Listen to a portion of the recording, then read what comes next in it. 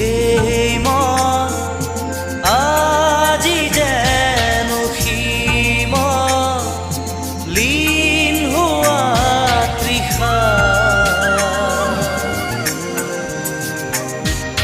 কিদৰে পাহৰো মই